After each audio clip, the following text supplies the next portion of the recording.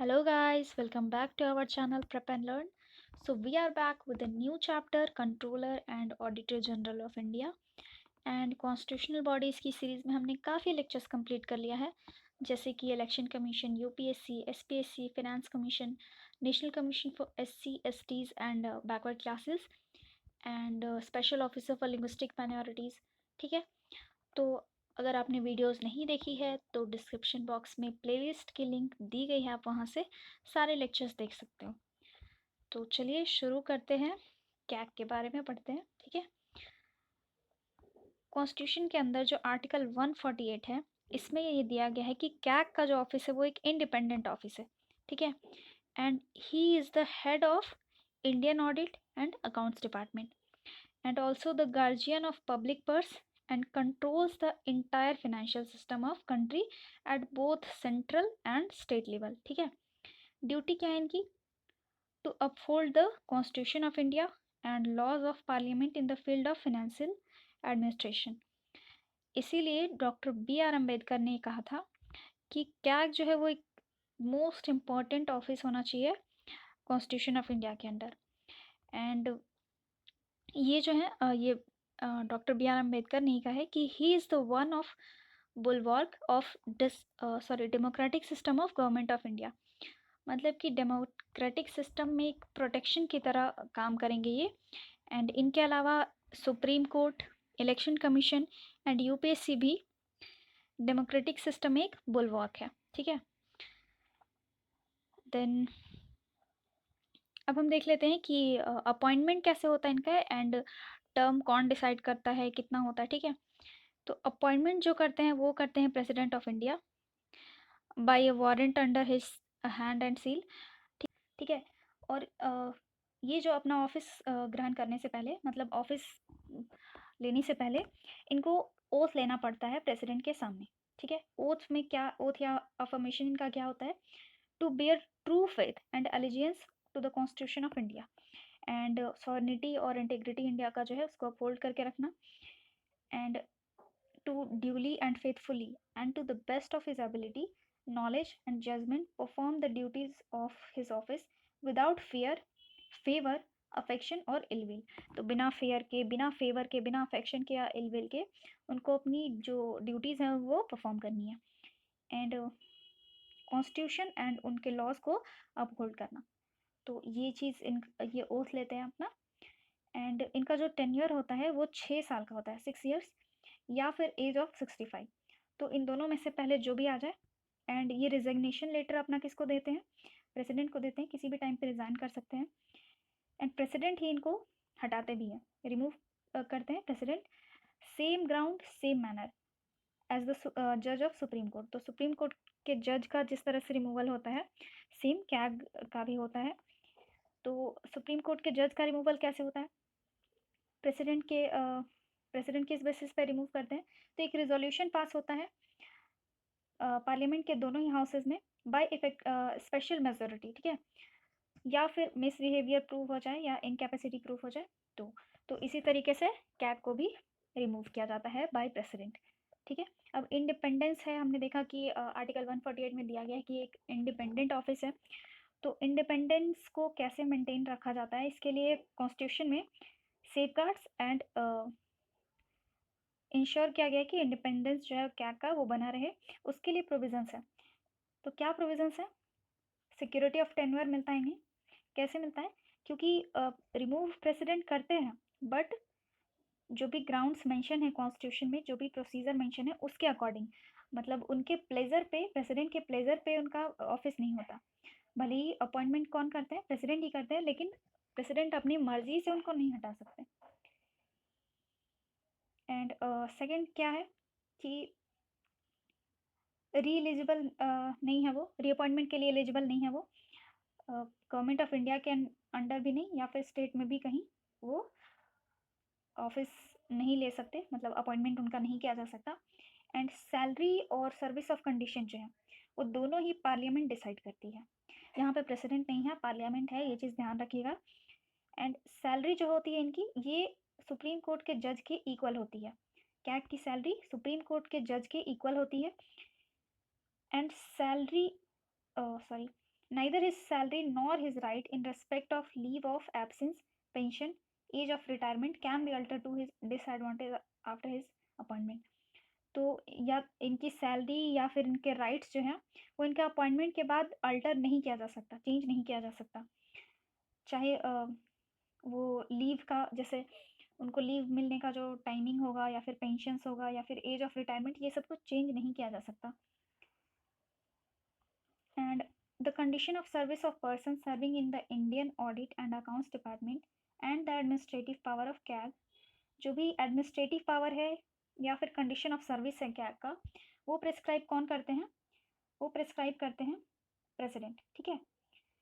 लेकिन कंसल्टेशन करते हैं कैग से ही, कैग से ही कंसल्ट करके वो एडमिनिस्ट्रेटिव पावर भी और कंडीशन ऑफ सर्विस भी प्रिस्क्राइब करते हैं। एंड जो जितने भी कैग का जो एक्सपेंसेस होता है, एडमिनिस्ट्रेटिव एक्सपेंसेस, चाहे वो सैलरी हो, अलावेंस हो, पेंशन हो, ठीक है, तो वो किस पे चार्ज किया जाता है? Consolidated fund of India. इसीलिए ये वोट का सब्जेक्ट नहीं है पार्लियामेंट के अंदर।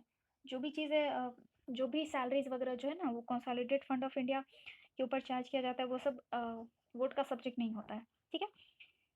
एंड एक इम्पॉर्टेंट चीज़ कि कैग का जो कैग को पार्लियामेंट में कोई और मिनिस्टर रिप्रेजेंट नहीं कर सकता। जैसे हम जानते हैं कि प्रेसिडेंट जो होता है वो अगर एब्सेंट है तो उनकी जगह पे वाइस प्रेसिडेंट उनका पोजीशन ले लेता है, मतलब एज अ प्रेसिडेंट एक्ट करते हैं। बट यहाँ पे कोई भी मिनिस्टर जो है वो कैग को रिप्रेजेंट नहीं करेगा। एंड अगर वो उन्होंने कोई काम किया, कैग का जो कोई भी एक्शन, उसके लिए रिस्पॉन्सिबल कोई मिनिस्टर नहीं होगा, ठीक है। तो इससे क्या पता चलता है कि कैग जो है वो एक इंडिपेंडेंट बॉडी है, इंडिपेंडेंट ऑफिस है, ठीक है। देन हम देख लेते हैं ड्यूटीज़ एंड पावर्स क्या हैं। ये थोड़ा लंबा चैप्टर है, ठीक है। तो ड्यूटीज़ एंड पावर्स क्या है, तो हमने देखा था कि आर्टिकल 148 में ये दिया गया है कि कैग जो इंडिपेंडेंट ऑफिस है। अब आर्टिकल 149 में कॉन्स्टिट्यूशन ऑथराइज करता है कि पार्लियामेंट जो है वो प्रिस्क्राइब करेगा ड्यूटीज़ और पावर जो है कैग का in relation to the accounts of union और स्टेट और एनी अदर अथॉरिटी और बॉडी। चाहे यूनियन का अकाउंट हो, स्टेट्स हो का अकाउंट्स हो, या फिर अदर अथॉरिटी या फिर बॉडीज़ का अकाउंट हो, तो उससे रिलेटेड जो भी पावर्स एंड ड्यूटीज़ हैं वो कौन प्रिस्क्राइब करेगा? पार्लियामेंट। ये आर्टिकल 149 में दिया गया है, ठीक है। अकॉर्डिंगली पार्लियामेंट जो है उसने एक एक्ट लाया, CAG's duties powers and condition of service act 1971। And इस एक्ट को एक बार अमेंड भी किया गया 1976 में। और अकाउंट्स जो है उसको ऑडिट से, सेंट्रल गवर्नमेंट के अकाउंट्स को ऑडिट से सेपरेट कर दिया गया। और इस एक्ट के तहत ड्यूटीज़ और फंक्शन क्या हुआ कैग का? पार्लियामेंट ने जो फंक्शन, पार्लियामेंट एंड कॉन्स्टिट्यूशन ने जो फंक्शन एंड ड्यूटीज़ प्रिस्क्राइब किया है कैग का, वो क्या है? तो बहुत सारे फंक्शंस हैं एंड ड्यूटीज़ हैं, तो आप लोग थोड़ा पेशेंस रख के देखते जाओ, ठीक है। He audits the accounts related to all expenditure, जितने भी एक्सपेंडिचर्स हैं, कंसोलिडेटेड फंड ऑफ इंडिया या फिर कंसोलिडेटेड फंड ऑफ जितने भी स्टेट्स हैं या फिर यूनियन टेरिटरीज़ हैं, तो इनके जितने भी कंसोलिडेटेड फंड ऑफ इंडिया से जो भी एक्सपेंडिचर होते हैं तो उसका ऑडिटिंग, ठीक है। एंड ये also audits all expenditure from contingency fund of India and the public account of India as well as contingency fund of each state and the public account of each state. तो यहाँ पे confuse मत होइएगा, यहाँ पे consolidated fund of India लिखा गया है और ये consolidated fund of state and UTs है। यहाँ पे कॉन्टिजेंसी फंड है, ठीक है, दोनों के लिए ये ऑडिट करता है, तो आप ये चीज़ भूलना मत। He audit all trading, manufacturing, profit loss accounts, balance sheet and other जो सब्सिडरीज अकाउंट, जो भी सेंट्रल गवर्नमेंट के जो भी डिपार्टमेंट्स हैं या फिर स्टेट गवर्नमेंट के जो भी डिपार्टमेंट्स हैं, उनके अगर सब्सिडरीज अकाउंट है उनको भी ऑडिट करता है, ठीक। He audits the receipt and expenditure of the centre and each state. And क्यों? तो खुद को सेटिस्फाई करने के लिए कि जो भी रूल्स या प्रोसीजर बने हैं उनका इफ़ेक्टिव चेक हो रहा है कि नहीं, मतलब ये खुद को सेटिस्फाई करते हैं ये रिसिप्ट और एक्सपेंडिचर को ऑडिट करके कि मतलब वो सही तरीके से काम कर रहे हैं। and are designated to secure an effective check on the assessment, collection and proper allocation of revenue. जितने रेवेन्यूज़ का प्रॉपर एलोकेशन हो रहा है कि नहीं, कलेक्शन सही से हो रहा है कि नहीं, असेसमेंट हो रहा है कि नहीं, ये सब कुछ का इफेक्टिव चेकिंग करने के लिए ये रिसिप्ट और एक्सपेंडिचर को ऑडिट करते हैं. He audit the receipt and expenditure. देखिए सेंटर और स्टेट का, हर स्टेट का तो करते हैं, उसके अलावा जो भी बॉडीज़ या अथॉरिटीज़ जो कि सब्सटेंशियली फिनांस्ड है स्टेट या सेंट्रल या स्टेट रेवेन्यूज़ के द्वारा, तो उनको भी ऑडिट करती है. गवर्नमेंट कंपनीज़ को भी, एंड जितने भी कॉरपोरेशन एंड अदर बॉडीज़ हैं जो कि जिस when so required by related laws, तो उनको भी ऑडिट करते हैं. ठीक है.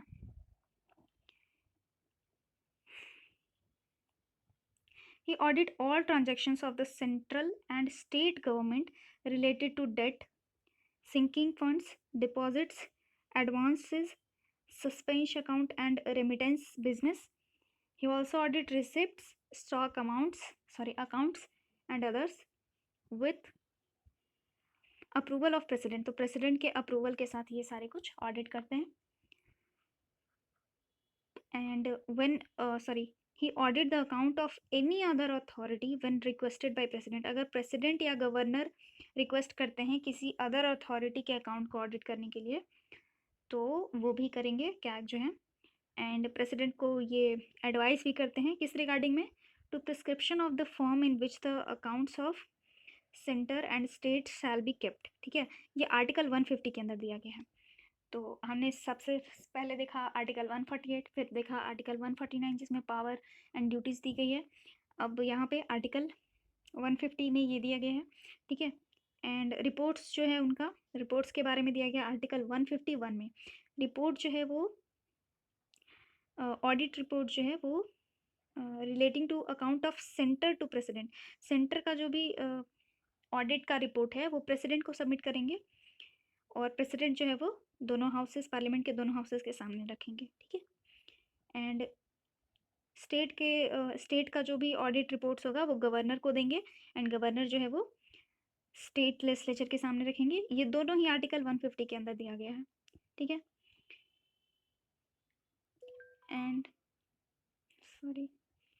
And he ascertains and certifies the net proceeds of any tax or duties. ये दिया गया आर्टिकल 279 में. ठीक है. and his certificate is final. and the net proceeds means the proceeds of, net proceed का मतलब क्या है यहाँ पे, कि the proceed of the tax or duties minus the cost of collection. तो tax और duties जो भी है उनका जो टैक्स का प्रोसीड्स और ड्यूटीज़ का जो प्रोसीड्स है उसमें से कॉस्ट ऑफ कलेक्शन माइनस करके जो भी बचता है वो होता है नेट प्रोसीड्स. तो नेट प्रोसीड्स को सर्टिफाई करेंगे. ठीक है. और उसको निश्चित भी करेंगे कि कितना होना चाहिए. ये जो दिया गया आर्टिकल 279 में दिया गया है, और ये एक गाइड की तरह एक्ट करेंगे, एक फ्रेंड की तरह और एक फिलासफर की तरह एक्ट करेंगे. किसके लिए? Public account committee of parliament. जो पब्लिक अकाउंट कमेटी है पार्लियामेंट का, उसके गाइड की तरह, फ्रेंड की तरह या फिलोसफर की तरह एक्ट करेंगे जो क्या है. He compiles and maintains the account of state government. ठीक है. एंड 1976 में क्या दिया गया कि he was relieved of his responsibility with regard to compilation and maintenance of account of the central government due to separation of accountant from audit. हमने एक जगह पे देखा कि अकाउंट को जो है वो ऑडिट से सेपरेट कर दिया गया था. तो वही चीज़ यहाँ पे भी दे रहा है कि सेंटर के लिए ये जो इनका रिस्पॉन्सिबिलिटी था कि अकाउंट को जो है वो ऑडिट से कंपाइल करना है, मेंटेन करना है, वो चीज़ से इनको रिलीव कर दिया गया था. वो रिस्पॉन्सिबिलिटी इनकी ख़त्म कर दी गई थी. तो ये क्या हो गया, ये कैग जो है ये एक अकाउंट का डिपार्टमेंट बन गया एक तरह से कहा जाए तो. ठीक है. And the CAG submit 3 audit reports. 3 audit report submit करते हैं प्रेसिडेंट को. कौन कौन से? Audit report on appropriation accounts, audit report on finance account and audit report on public undertakings. And ये जो रिपोर्ट्स है वो प्रेसिडेंट पार्लियामेंट के दोनों ही हाउसेस के सामने रखते हैं. एंड इसके बाद पब्लिक अकाउंट कमेटी जो है वो इस रिपोर्ट को एग्जामिन करती है एंड फिर पार्लियामेंट को जो इनका फाइंडिंग्स होता है इस कमेटी का वो बताती है, ठीक है, मतलब फाइंडिंग्स के बारे में रिपोर्ट करती है पार्लियामेंट को, ठीक है। And the appropriation accounts compare the actual expenditure with the expenditure sanction by the parliament through the appropriation act, ठीक है। while the finance accounts show the annual receipt and disbursement of the union government। तो finance account जो है वो annual receipt और डिबर्समेंट जो है union government का वो दिखाती है। अब हम देख लेते हैं रोल क्या है कैग का। The role of CAG is to uphold Constitution of India and the law of Parliament in field of financial administration। तो सेम लाइन हमने पहले भी देखा था लिखा हुआ, ठीक है। तो the accountability of the executive to the Parliament in sphere of financial administration is secured through audit reports of CAG। तो जो भी अकाउंटेबिलिटी है एग्जीक्यूटिव की वो सिक्योर हो जाती है, ऑडिट का जो रिपोर्ट्स है, रिपोर्ट्स पार्लियामेंट में चला ही जाता है तो उसके थ्रू सिक्योर हो जाती है। And CAG is an agent of parliament and conduct audit of expenditure on behalf of parliament। तो पार्लियामेंट के बिहाफ में ही ये ऑडिट करती है एक्सपेंडिचर्स का, ठीक है। एंड सिर्फ और सिर्फ पार्लियामेंट के लिए ही रिस्पॉन्सिबल होती है, मतलब गवर्नमेंट के लिए रिस्पॉन्सिबल नहीं होती है, ये पार्लियामेंट के लिए रिस्पॉन्सिबल होती है, इसलिए ये इंडिपेंडेंट बॉडी है, इंडिपेंडेंट ऑफिस है, ठीक है। And CAG has more freedom with regard to audit of expenditure. जो एक्सपेंडिचर का ऑडिट है उसके रिगार्डिंग कैग के पास ज़्यादा फ्रीडम है, लेकिन जो ऑडिट ऑफ रिसिप्ट है, स्टोर्स है एंड स्टॉक्स है, इसके रिगार्डिंग कम फ्रीडम मिला हुआ है कैग को। Whereas in relation to expenditure के टर्म में अगर देखा जाए तो वो खुद ही ऑडिट का जो स्कोप है वो डिसाइड करते हैं CAG, and audit codes and manuals भी जो है उनको खुद ही फ्रेम करते हैं। लेकिन अगर रिसिप्ट या फिर other stores and stock, other जो भी ऑडिट्स हैं उसके रिगार्डिंग कैग को एग्जीक्यूटिव गवर्नमेंट का अप्रूवल लेना पड़ता है, तो फ्रीडम कम हुआ कैग के पास इसके रिगार्डिंग, है ना। The CAG has to ascertain whether money shown in the accounts as having been disbursed was legally available for and applicable to service or the purpose to which they have been applied or charged, and whether the expenditure conforms to authority that governs it। तो इतना लंबा चौड़ा जो लिखा हुआ इसका simple सा meaning ये है कि जो भी अकाउंट्स में मनी दिखाया गया है कि मतलब अकाउंट्स में जो भी मनी है वो सही जगह पे यूज़ हुआ है या नहीं, ये चीज़ मतलब कंफर्म करना, ठीक है, ये इनका रोल है। And in addition to this legal and regulatory audit, the CAG can also audit propriety audit. तो लीगल एंड रेगुलेटरी ऑडिटिंग के अलावा प्रोप्रिएटी ऑडिट को भी कंडक्ट करता है कैग। एंड इसमें क्या देखा जाता है कि जो गवर्नमेंट एक्सपेंडिचर कर रही है वो वेस्ट तो नहीं कर रही, मतलब फेथफुली एंड इकोनॉमिक वेलफेयर के लिए अच्छे से काम कर रही है या नहीं, या फिर जो भी अकाउंट्स में जो मनी निकाला जा रहा है कंसोलिडेटेड फंड ऑफ इंडिया या स्टेट्स या जो कुछ भी है कंटिजेंसी फंड से, तो वो उसको वेस्ट तो नहीं कर रही, ये चीज़ चेक करना, ठीक है। However, unlike the legal and regulatory audit, which is obligatory, तो ये obligatory है legal and regulatory audit, लेकिन propriety audit जो है वो discretionary है, मतलब कैग जो है वो अपनी मर्जी से ये audit कर सकता है, propriety audit, ठीक है। लेकिन legal and regulatory audit में ये जो obligatory है, ये legally binding है, ठीक है। एंड कोई भी अगर सीक्रेट सर्विस, मतलब कोई एक्सपेंडिचर है सीक्रेट सर्विस के लिए, तो उसके रिगार्डिंग लिमिटेशन है कैग के रोल में, मतलब वो ऑडिट नहीं कर सकता। एंड जो एजेंसीज होंगी एक्सपेंडिचर करने वाली उनको वो बुला नहीं सकता कि आप मतलब ये खर्च आपने कहाँ किया, वो ये ऑडिट नहीं कर सकता, ठीक है। इसके ये तो कर नहीं सकता, उसके अलावा इनको ये भी सर्टिफाई करना पड़ता है कि उनकी कैग की अथॉरिटी में ही जो है एक्सपेंडिचर किए गए हैं, ठीक है। तो ये हो गया। And the constitution of India visualise the CAG as a controller as well as auditor general. Constitution में ये कहा गया है कि कैग जो है वो कंट्रोलर एंड ऑडिटर दोनों ही है, लेकिन रियलिटी में क्या होता है कि कैग जो है वो सिर्फ ऑडिटर का काम करती है, ऑडिटर जनरल का, एंड कंट्रोलर जनरल का नहीं करती. In other words, CAG has no control over the issue of money from consolidated fund, and many departments are authorized to draw money by issuing checks without a specific authority from the CAG. तो बिना CAG के approval के भी पैसा निकाला जाता है, ठीक है. एंड CAG जो है वो तो सिर्फ ये ऑडिट के लिए काम करता है, तो एक्सपेंडिचर जो ऑलरेडी हो चुका है तो उससे कंसर्न नहीं होता. In this respect CAG of India differs totally from CAG of Britain. तो ब्रिटेन में क्या होता है कि कैग का जो पावर है वो कंट्रोलर एंड ऑडिटर दोनों ही का है, ठीक है. एंड इंडिया में क्या है, सिर्फ और सिर्फ ऑडिटर जनरल का काम करता है.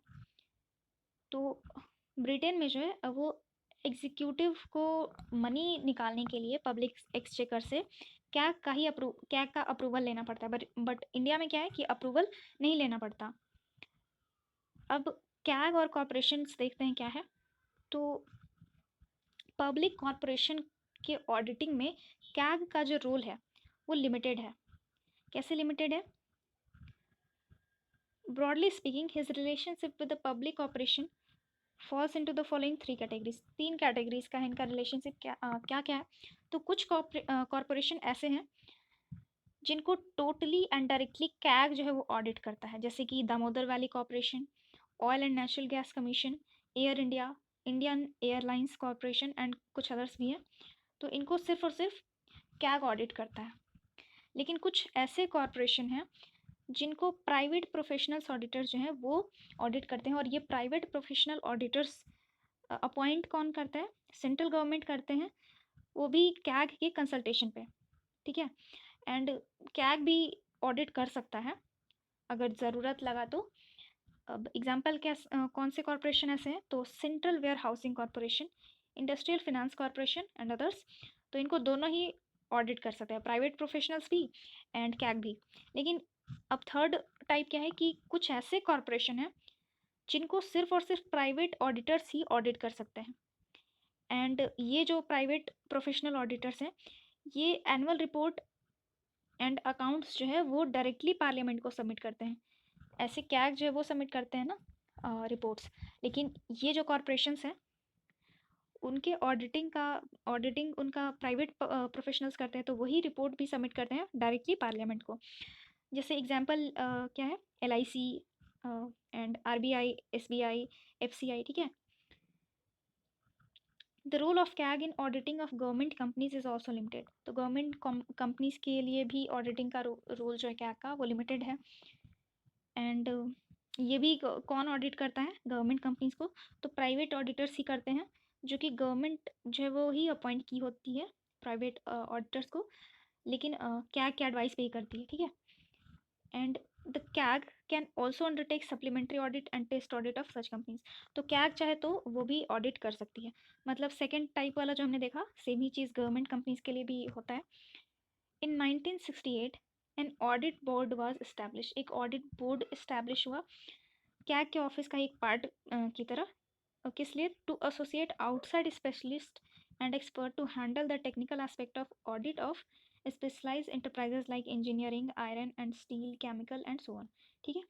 एंड ये जो बोर्ड है वो इस्टेब्लिश हुआ एडमिनिस्ट्रेटिव रिफॉर्म कमीशन जो है उसके रिकमेंडेशन पे.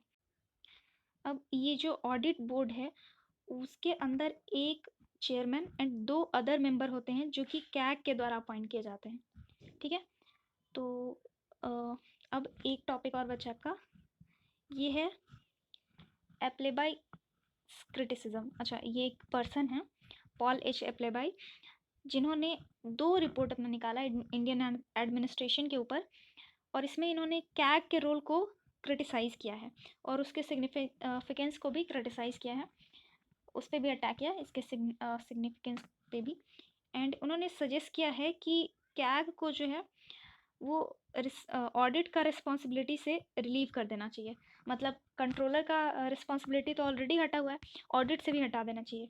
इसका मतलब क्या हुआ कि कैग का जो ऑफिस है उसको अबॉलिश कर देना चाहिए. तो उनका पॉइंट क्या है क्रिटिसिज्म का वो देख लेते हैं. अगर हो सकता है मेंस में आपको क्वेश्चन भी आए कि क्या क्या का क्रिटिसिज्म लिखने के लिए, तो आप वहाँ पे ये सारे पॉइंट्स डाल सकते हो। The function of CAG in India is in large measure and inheritance from the colonial rule. तो फंक्शन जो है कैग का उसको कुछ ज़्यादा ही ले लिया गया है एंड कॉलोनियल रूल से इनहेरिटेड है, उनका ये कहना है। एंड कैग जो है is today a primary cause of widespread and paralyzing unwillingness to decide and to act, and इसका एक रिप्रेसिव एंड निगेटिव इन्फ्लुएंस होता है ऑडिटिंग पे, ऑडिटिंग का, ठीक है। And parliament has greatly exaggerate notion of the importance of auditing of parliamentary responsibilities. तो parliament ने कुछ ज़्यादा ही उसकी मतलब उसका इम्पोर्टेंस दिखा दिया है कैग का, जितना कि है नहीं, एंड उसका फंक्शंस भी डिफाइन नहीं कर पाए हैं पूरी तरह। नेक्स्ट क्या कहते हैं वो कि the CAG's function is not really a very important one. उनका कहना है कि कैग का जो फंक्शन है वो बहुत इंपॉर्टेंट नहीं है, एंड ऑडिटर्स से हम कभी भी ये एक्सपेक्ट नहीं कर सकते हैं कि वो गुड एडमिनिस्ट्रेशन कर सके। लेकिन एडमिनिस्ट्रेटर्स जो होते हैं उनसे ज़्यादा इनका प्रेस्टीज है, कैग का प्रेस्टीज जो है वो एडमिनिस्ट्रेटर्स से ज़्यादा है ना। तो उनका ये कहना है, एंड ऑडिटर्स जो है वो ऑडिटिंग के बारे में ज़्यादा जानते हैं, एंड तो ऑडिट कैग जो है वो ऑडिटर है, तो ये ऑडिटिंग जानेंगे ना कि एडमिनिस्ट्रेशन जानेंगे। नेक्स्ट कहते हैं कि जो डिप्टी सेक्रेटरी होता है वो जो भी डिपार्टमेंट है उसके प्रॉब्लम्स के बारे में ज़्यादा जानता है। कैग या उसके जितने भी स्टाफ्स है उससे ज़्यादा कौन जानता है डिपार्टमेंट के प्रॉब्लम्स के बारे में? डिप्टी सेक्रेटरी, ठीक है। तो ये कैग वाला चैप्टर आपका कंप्लीट हो गया, ये काफ़ी थोड़ा लंबा चला गया। एक काम करते हैं हम लोग एक बार फिर से आर्टिकल्स जितने भी हैं वो देख लेते हैं। तो आर्टिकल 148 में कैग के बारे में दिया गया है, एंड 149 में ड्यूटीज़ एंड पावर्स दिए गए हैं, एंड आर्टिकल 150 के अंदर form of accounts of union and states दिए गए हैं। देन आर्टिकल 151 के अंडर ऑडिट रिपोर्ट्स दिए गए हैं, ठीक है। तो ये लेक्चर आपका कंप्लीट होता है। अगर आपको वीडियो अच्छी लगती है तो प्लीज़ लाइक करें, शेयर करें एंड सब्सक्राइब तो करना तो बिल्कुल ही ना भूलें। तो मिलते हैं नेक्स्ट वीडियो में नए टॉपिक के साथ, and thank you and have a nice day.